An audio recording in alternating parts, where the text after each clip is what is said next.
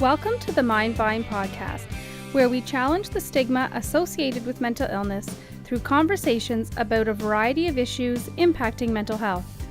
Here we bring you news, views, and interviews that intrigue, educate, and celebrate recovery. Leading us on this journey are the hosts of the Mind Vine podcast, Darryl Mathers and Chris Bovie.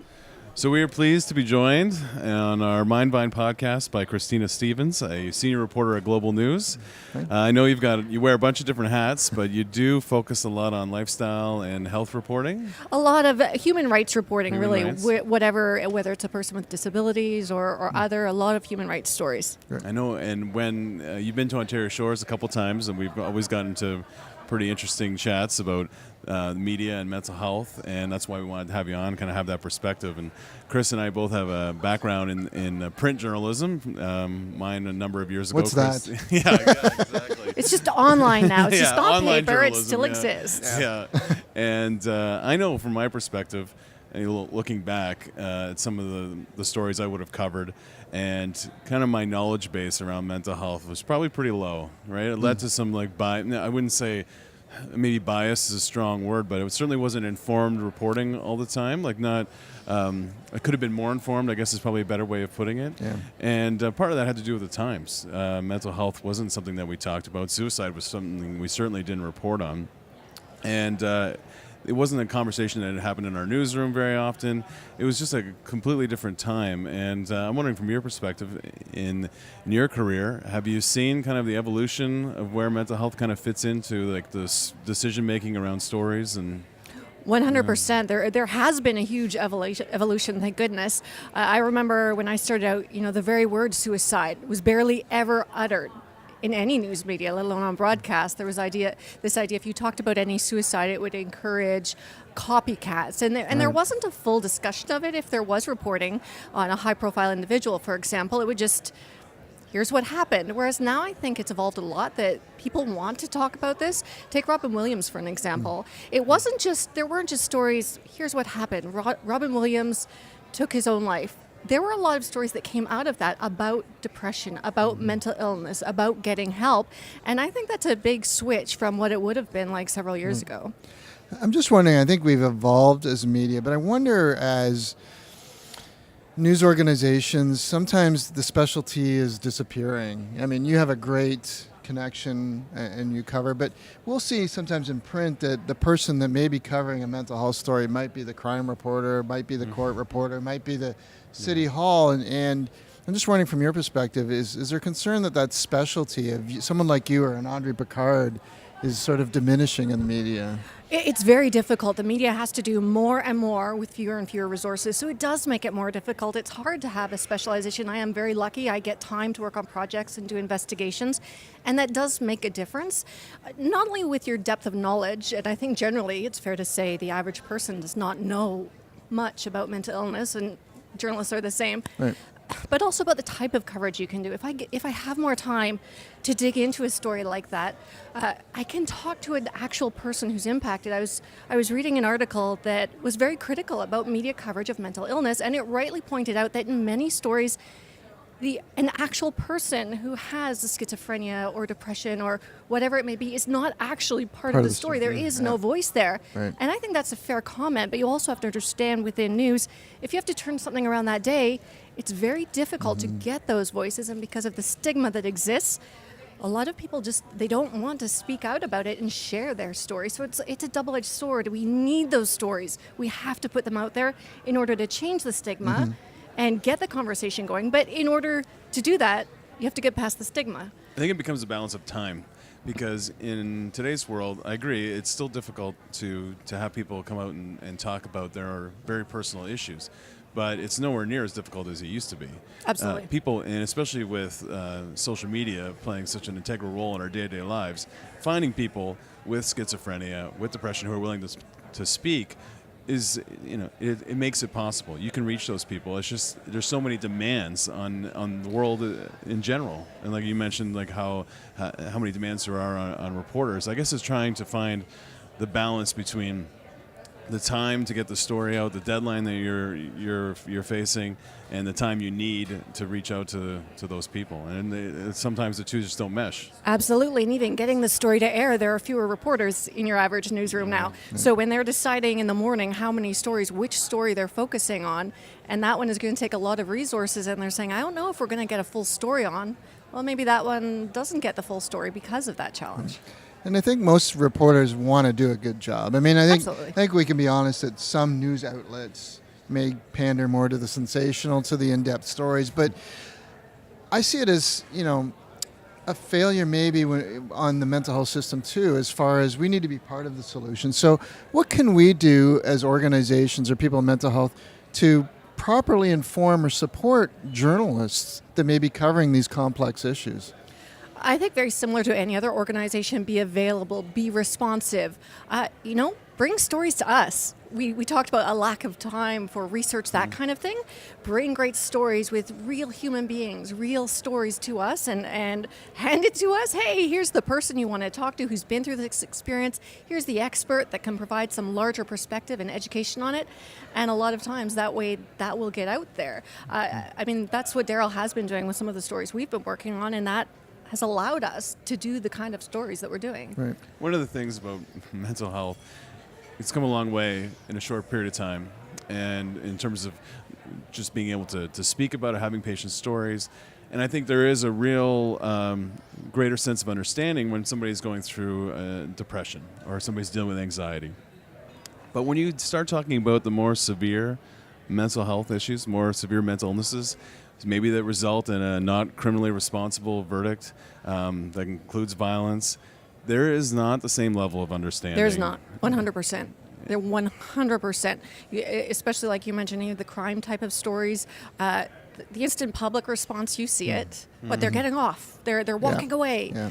And I think, again, it comes back to trying to do more, I think, proactive stories. There was one I was working on for a while. It hasn't come to air yet, but someone who was there, who committed a crime, who hurt another individual, but has since turned their life around. Now they have to live with that.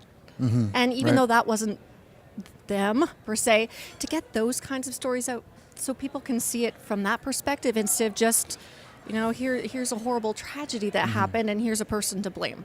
Yeah. Right. I think we have to be proactive and do those other stories as well. It's tricky because it's such a complicated illness, right? When you're talking about something that's resulted in a death or that's something that's had to be adjudicated in the court of law, it's so complex. And I would imagine as a storyteller, it's difficult to articulate to your viewers in a 1-minute spot.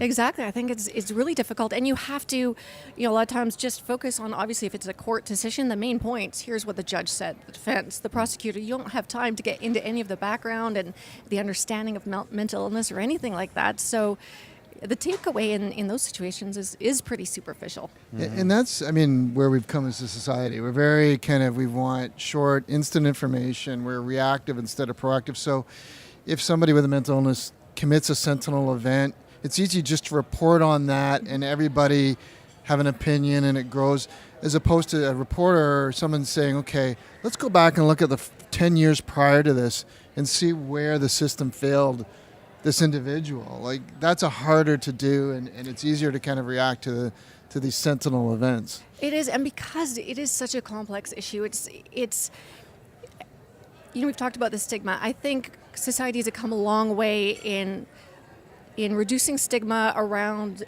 visible disabilities. This is an invisible disability, and so it's harder for people, on a simple level, to kind of wrap their minds around and to have understanding of.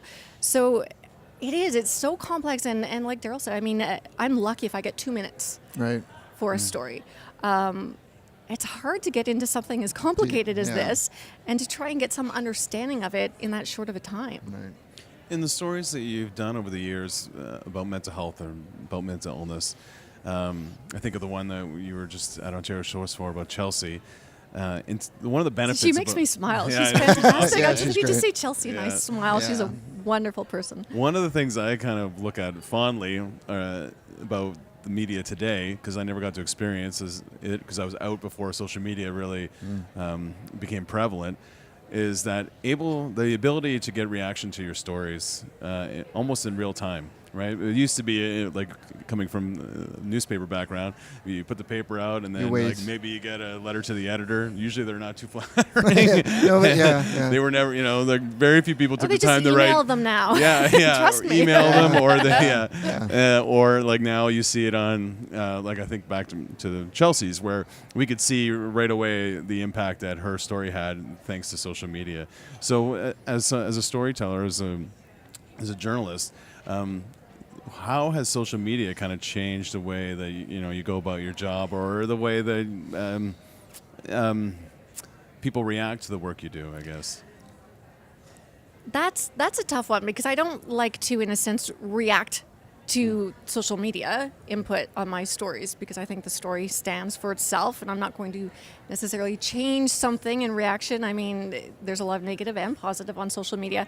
It is a good gauge to see how much interest there is, and it's also an amazing tool for other stories. We do a story like the one we did with someone like Chelsea. Other people will reach out. And that way it allows you to keep following up, to keep focusing on a particular issue, because people who are interested in that, it's so much easier for them to reach out to us and to connect with us and to say, hey, here's another way of looking at it. Here's another story. And I love that. It's fantastic. Yeah. I mean, social media feedback has been great, which is really powerful, because people tend not to reach out with positive. More people tend to kind of tell you what you did wrong than what you did right.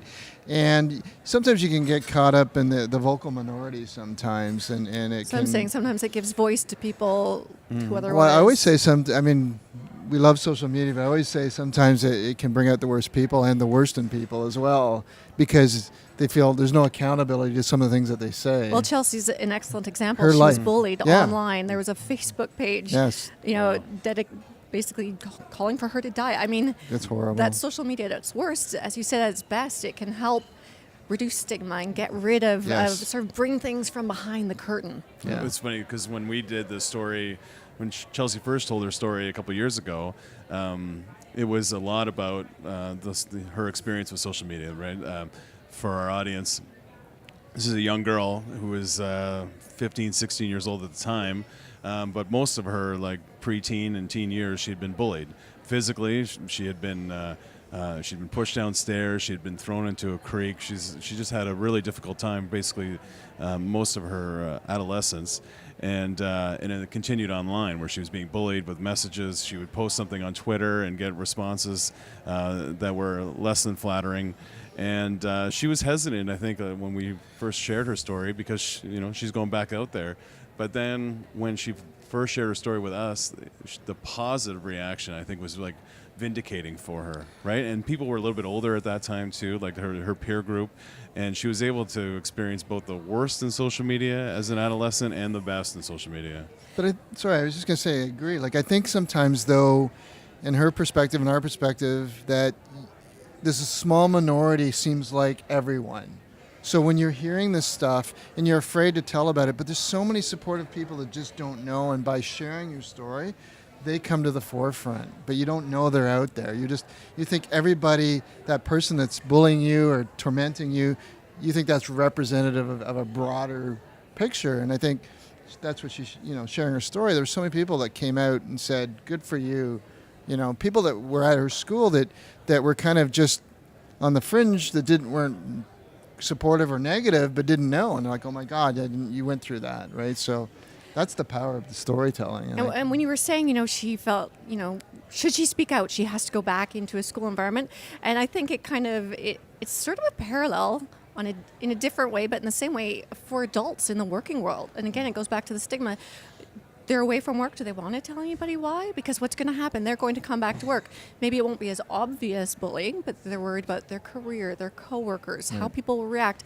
I have heard stories of people going back to work and being bullied because they had to leave due to a mental illness. So it's kind of sad that it's not just among kids and that age. That you see it in workplaces as well. Oh, right. We were just talking with somebody earlier today about workplace mental health, and we have a program called Mental Health First Aid, which a lot of workplaces are adopting because they have the prevalence of mental health and the impact that poor mental health can have on their business is so great. And I wonder, like, have you seen in your professional life kind of a more of a tolerance to mental health issues? Like, you're in a pretty demanding position. You're on TV every day. There's different challenges that you face than somebody else in a different I working think speaking environment. in general terms, we talk the talk, we don't walk the walk. Yeah. I think that stories we do, and I'm so happy we do more of them, and there's certainly an appetite for it. I don't have to fight to do these stories. They want them. But I think as far as dealing with individuals in a workplace, like any other workplace, I think the media as a whole, speaking in general terms, still has a long way to go, like many other industries and communities. That it's easy to say and gives lip service to, oh no, we're supportive and we help, but then you look at people's realities and it doesn't always match.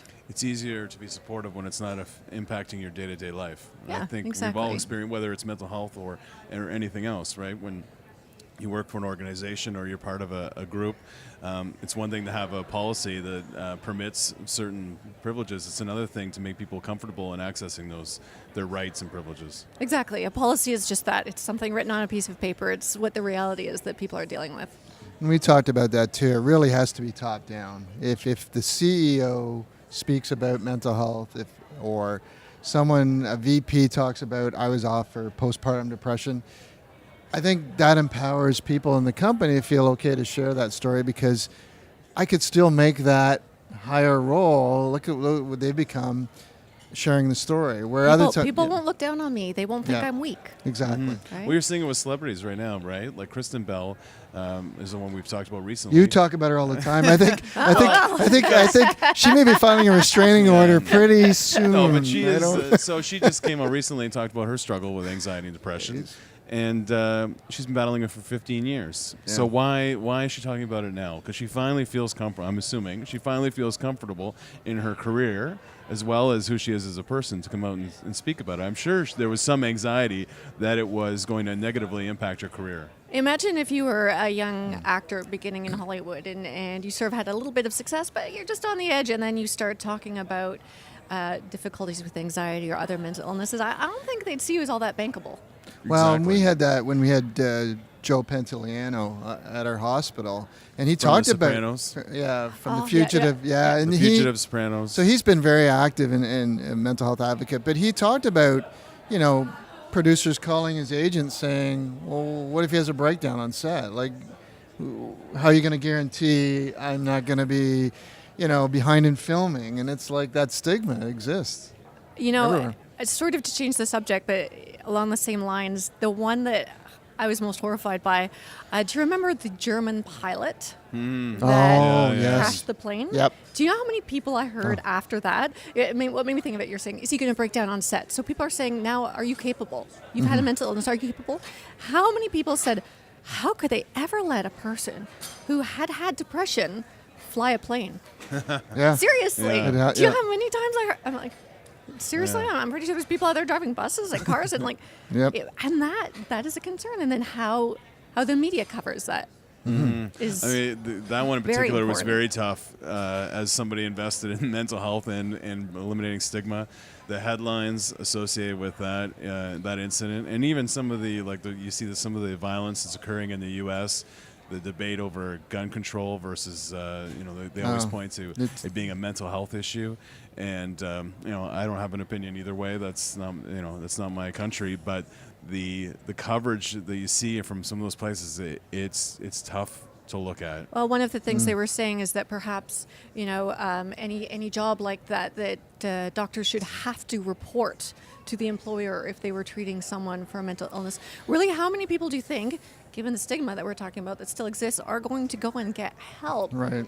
Knowing If that. they feel like the first thing it's going to do is go back to their employer. It just And forces they, everything underground, and it's like we know that in any illness, early intervention can have great results. And so, could you imagine if it was cancer, and you force people to.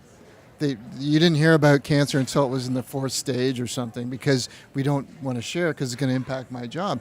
Well, that's the thing with mental health. If you tell people now that you coming forward is going to mean that you're not going to get a promotion, you're not going to get a certain job, well, they're going to keep it to themselves until it becomes... Exactly. And that's where we get the reaction, is because when you look at a lot of these sentinel events with mental illness, there are people that fell through the cracks that could have been helped early on.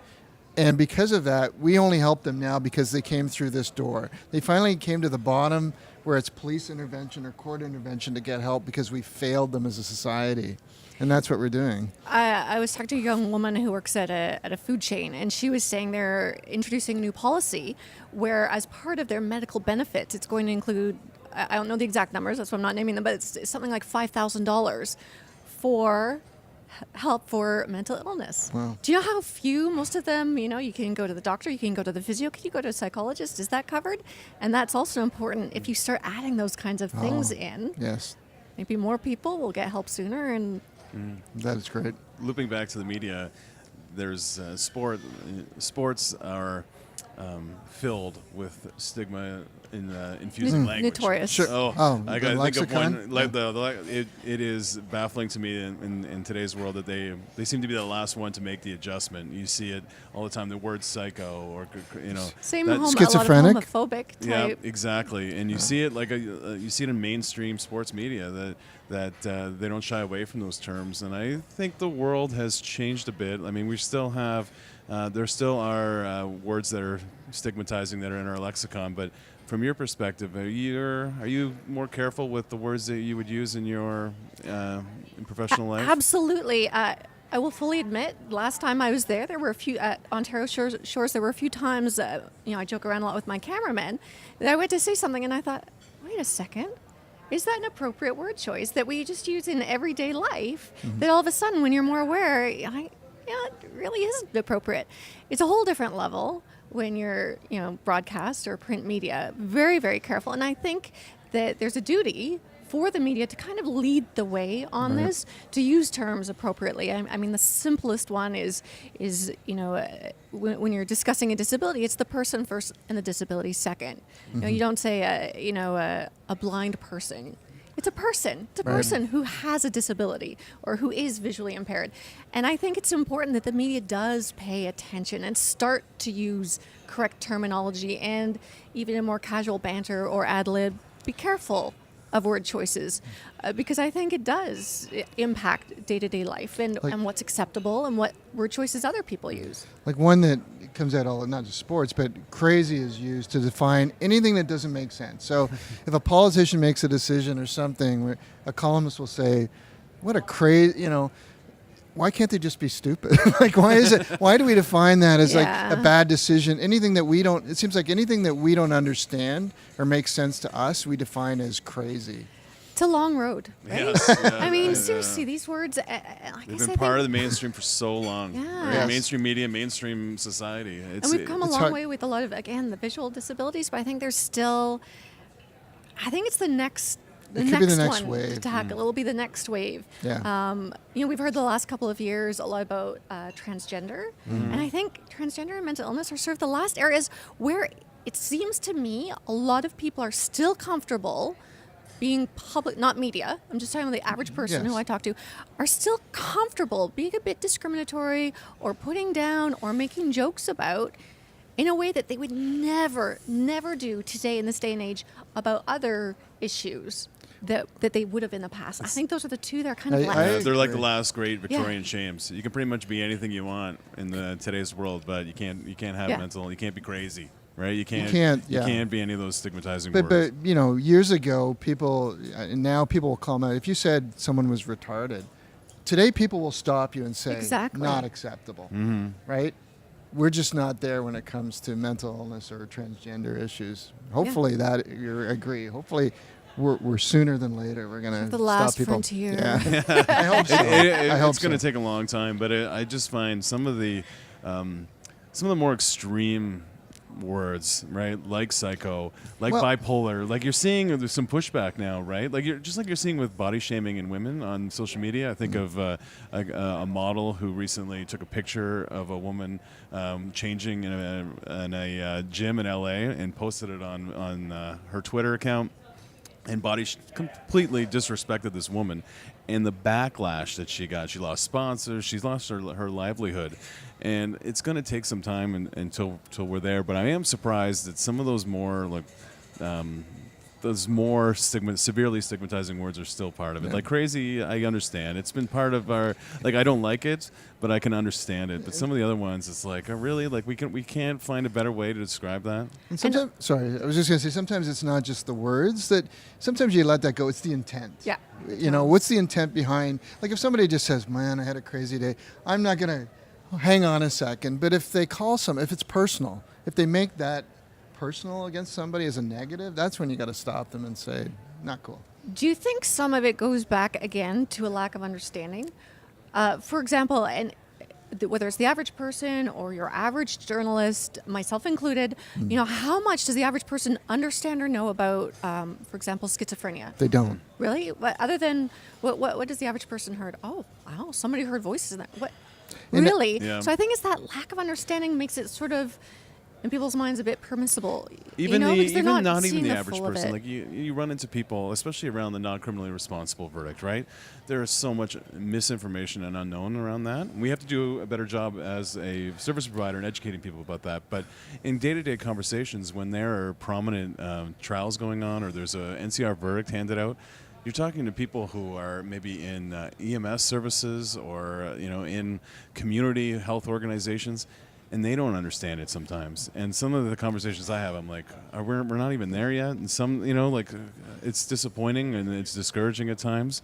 But we are, I guess we need to keep balance that we are making progress. It's just sometimes it doesn't feel like we are. And it's up to you Yeah. to improve it, because that's part of your job. And also, like, you Right? look at, There's we more talk about, education. for example, police and not enough mental health, even though they 1 in 5 and they deal with. I think the same with journalism schools. What are we bringing that concept? If 1 in 5 people are dealing with a mental illness, we should teach journalists that piece. Okay, you're going to probably at some point encounter, and I don't know how, we teach them court reporting a lot and city hall and municipal and stuff. Maybe we need to, at that level, do more education for new journalists coming I'd through be the very system. curious. I went to journalism school, I don't know, 20 That's okay. some years ago. Yeah, no, I've been there. And obviously things have changed a lot. I'd be very curious if they talk about PTSD at all. A lot of journalists see and go through a lot of very dramatic things, like frontline Sure. emergency workers. It was never brought up when I went to journalism school, but it wouldn't have been. It wasn't really known then. But I'd be curious now as to if they do address some of that. Yeah, I it'd guess be we have cute. to. We should mark Back to that down. school? We have to do that. Yeah. Go we- guest lecture to school now. Let's call. I just need one more thing. But seriously, whether it's for their own, for journalists' own mental well-being, Yeah. or understanding it to cover it. For But sure. I'd be curious whether they actually address that. So would I. We'll get that answer. Yeah. Will we? We'll work on that. Okay, we'll work on that. But it's clear, like, when it comes to mental health in the courts, that most of the time the reporters are learning on the fly. Yes. Oh, absolutely. And, Oh, for and, sure. I understand that there's so many demands on them, but it's quite clear that it's a complicated system. You think about the court system being complicated, the mental health, like the forensic mental health system, it is complicated. Yeah. Because there's nothing black or white, No. right? People can see if you have cancer and you're Sure. physically ill, they can't see it. So they have to, am I taking a doctor's word for it that this person did, that's Plus, part I of it. Is think- it's a lot of gray areas and you can't. Sorry, and I also think it's for journalists, and we talk about police. It's not so much educate. It's what are you bringing to the table? What do you? Because as journalists, we want to be unbiased and stuff, but we all have perceptions. So if I say same with a police officer. What's your view of somebody with a mental illness when you go and cover that story? Did you grow up watching TV and shows or have a perception that it was a weakness or that it's an illness that we need to help? So that can't help but kind of permeate into Absolutely. what we do as Everyone's human, or whether it's the judge sitting on the Exactly, case, or exactly. the police, or the investigators, or the journalists. And also, it is such a complex issue. And we always joke around, journalists know a very little bit About about a a lot of different Yes, things. yeah. So we go Exactly. running in and trying to say something correct and intelligent, but it's only a very little bit. And then we run on to a different topic the next day. And that's what makes it so difficult. And I don't think people realize, and maybe things have changed, but you come in that day, you might have a plan, but your plan could change in a heartbeat. Could change halfway through the day. Yeah, and you're in a situation where you have maybe very little familiarity with the topic, with the person, and you're trying to get yourself up to speed and do justice to the story at the same time. Even look at your average court reporter. Years ago, when I started with Global, for a couple of years, I pretty much did a lot of crime reporting. Covered a lot of court cases over the years. I'm just trying to rack my brain even to think of any that I've personally covered that had that as an outcome. Mm-hmm. So even a journalist who does a lot of court and crime might not see a lot of that and have a lot of experience with that kind of an argument or that kind of ruling, right? So that makes it tough. Yep. Well, it's like anything. The more familiar you are, the better job you're going to do. Exactly. And you're right. They could be there for years without every situation, especially when it comes to mental health in the courts. I get it. Everything going on in a criminal court is different, but I think the uniqueness factor in the forensic mental health system is far greater. Like the circumstances, the amount of sheer amount of people involved, right? Like the amount of doctors and medical professionals that would be involved in that kind of proceeding.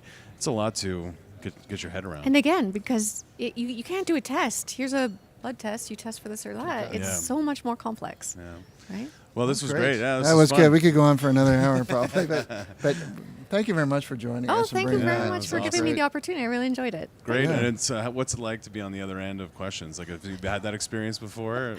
Very seldom, and I prefer asking the questions. You have a little more control over the situation that way. We were pretty easy though. Absolutely. We're okay. Absolutely. We're in tune. Come on, bring it on. Thanks for begins and ends with hope.